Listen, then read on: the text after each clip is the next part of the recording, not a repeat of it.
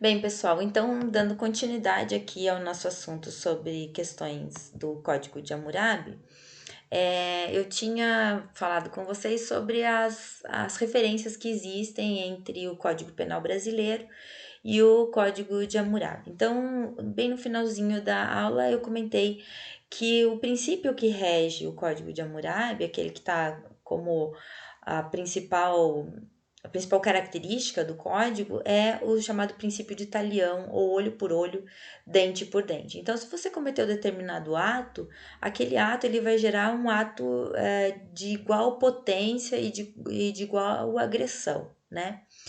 O que nos leva fatalmente a entender que o Código de Hammurabi ele prevê, entre outras penas, também a pena de morte, castigos físicos, inclusive, cortar as mãos, torturas, e outras formas de castigos cruéis. O que nos remete a uma discussão que vem sendo feita já há muito tempo no Brasil, sempre gerando aquela ideia de se você é a favor ou se é a favor ou se é contra, a respeito dessas penas chamadas penas capitais, que alguns países adotam a pena de morte, né, como forma de punição de determinados atos criminosos. Vejam, embora essa seja uma discussão meio inútil, porque a gente tem uma proibição muito severa em relação à pena de morte no Brasil, que seria necessária uma mudança em termos legais assim muito grande e praticamente refazer a nossa Constituição, né? E eu já vou explicar por quê. Embora ela não seja assim uma discussão muito útil, eu sempre gosto de fazer essa reflexão com os meus alunos, porque nos dá um entendimento maior do significado da justiça, historicamente falando, tanto lá com o Código de Hammurabi, como nos dias de hoje, né? Então, pensando no Brasil, a gente tem na nossa Constituição Federal aquilo que a gente chama de cláusulas pétreas. É o artigo 60 da Constituição Federal. São pétreas porque elas não se modificam, não se pode mudar essas cláusulas de forma alguma. Como que se poderia mudar a Constituição? Por meio de emenda constitucional. São várias, tem mais de 100, quase 150 emendas constitucionais desde 88, quando a Constituição foi feita. Mas essas cláusulas, elas não se modificam.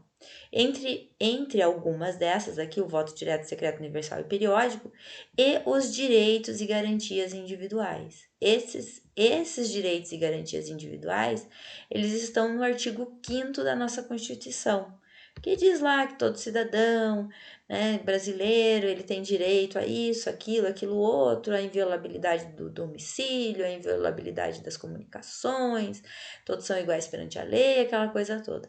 No artigo 5º existe ainda a proibição de penas de morte, salvo em caso de guerra declarada, que são situações esporádicas, são situações muito que excedem a normalidade, que são muito além da normalidade.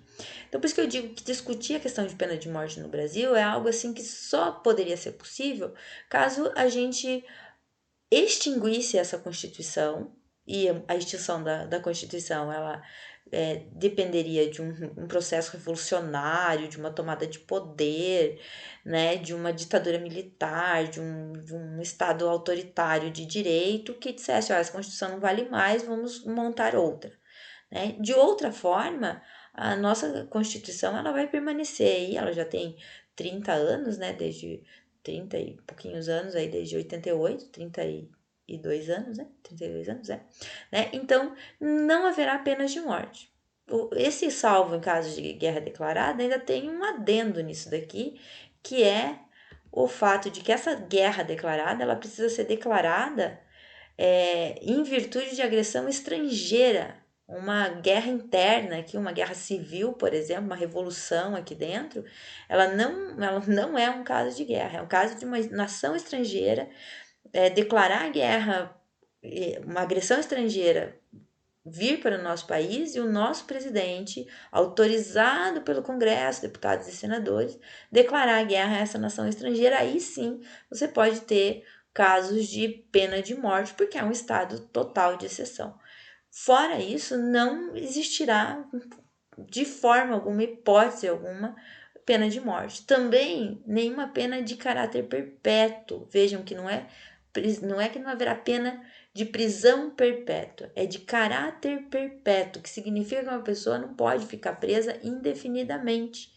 Vai existir um certo momento que ela vai ter que ser reintegrada à sociedade. E aí a gente pensa numa questão importantíssima sobre o caráter da pena. Qual que é o objetivo da pena, né? O Código de Hammurabi, ele meio que trata o criminoso, aquele que cometeu um crime, de uma forma assim irrecuperável. O cara não vai se recuperar. Então corta a mão, bate ou mata de uma vez, né?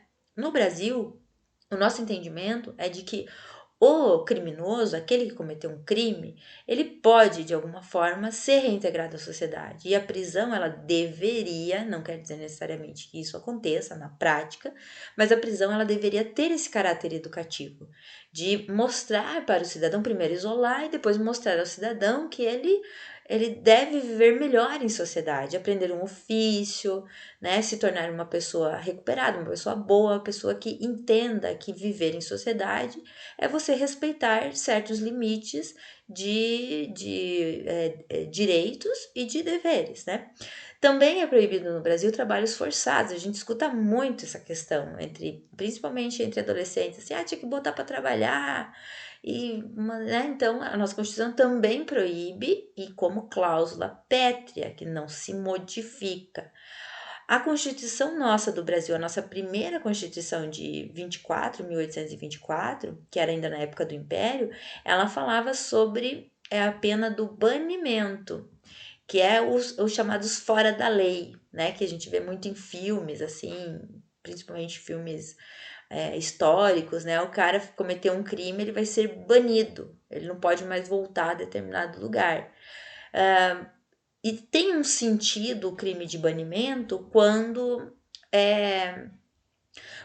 as relações de comunidade elas são muito fortes. Então as pessoas elas travam relações de comunidade e aí você ser retirado da sua comunidade e ser mandado embora é algo desastroso para a pessoa, né? É o que aconteceu com Sócrates, por exemplo. Ele tinha Sócrates, um filósofo grego, ele tinha a possibilidade de ser banido, ser mandado embora, que os gregos chamavam de ostracismo, que é mandar embora lá de Atenas, ou então ele tomar o cálice de cicuta, né, que é um veneno mortal. Ele preferiu morrer.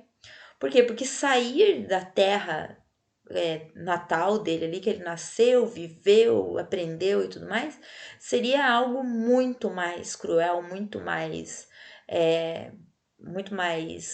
pesaroso para ele do que a própria morte, né? E crimes cruéis também, assegurado aos presos do respeito à integridade física e moral, e aí tem toda uma questão, uma discussão bem, bem grande. Vejam, então no Brasil a discussão de pena de morte é algo que não cabe. Se a gente pegar o Código de Hammurabi no comparativo com o Código Penal brasileiro, as distâncias que existem entre ambos são óbvias, né? Então, você tem penas no máximo de reclusão, com um limite de 40 anos de prisão, né? E sem poder ter esse caráter perpétuo, tá? Mas existem outros países no mundo que eles adotam ainda a pena de morte. Vejam, esse aqui é o mapa dos Estados Unidos. Aonde vocês estão vendo em vermelho são os estados que admitem a pena de morte. E os estados em azul são os estados que não admitem a pena de morte.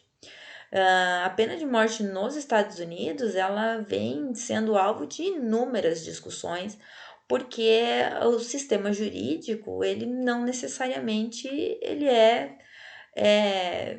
100% correto, né? Uma pergunta bem simples que eu sempre faço para meus alunos quando estou discutindo essas questões você nunca foi acusado de um crime que você não cometeu? Ou de um ato, não precisa nem ser um crime, um ato que você não cometeu pelo irmão, pela mãe, pelo pai, pela professora, né?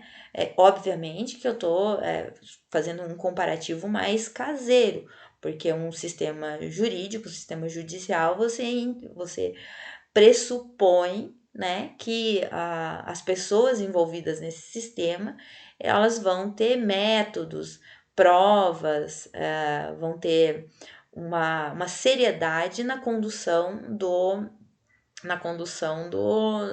do processo, né? Mas a gente sabe que na prática nem sempre funciona assim. No Brasil existem inúmeros casos, inúmeros, e mesmo nos Estados Unidos, de pessoas que foram condenadas, pagaram determinadas penas em reclusão e depois descobriu-se lá que a pessoa realmente não tinha cometido crime, né? No caso do corredor da morte nos Estados Unidos, isso é muito mais sério, porque a pessoa estava para perder a vida dela, né? Enfim. Falando em corredor da morte, eu achei muito interessante essa imagem aqui de como que funciona o corredor da morte, porque embora a gente fale o corredor da morte, né, como a gente vê em filmes, em documentários e tal, não é bem um corredor, né? Então o preso ele tem uma cela individual, ele tem das 7 horas, isso assim, de um modo geral nas cadeias, naqueles estados, porque cada estado tem um funcionamento um pouquinho diferenciado, mas de um modo geral ele tem das 7 da manhã às 11 da noite o convívio com os outros internos, todos eles condenados à morte. Ele pode receber visitas sempre por trás dos vidros aqui, né, na imagem 3 aqui, visita íntima não tem mais. E quando ele está para ser executado, ele fica neste corredorzinho aqui, aonde vai acontecer logo em seguida a execução, caso os recursos que ele apresentou à justiça, nenhum seja acolhido e ele acabe e não consiga ser posto em liberdade antes da data da execução. Existem alguns presos que ficam vários anos, 30 anos, 20 anos, 15 anos, esperando a execução. Ele tem direito a uma última refeição, aqui eu mostro para vocês a última refeição num famoso, conhecidíssimo criminoso Ted Bundy, virou livro, virou série, tem uma série nessas internet da vida aqui, é a última refeição então do Ted Bundy, que foi executado pela cadeira elétrica aos 43 anos na Flórida. Tem vários artigos falando sobre isso. Eu trouxe alguns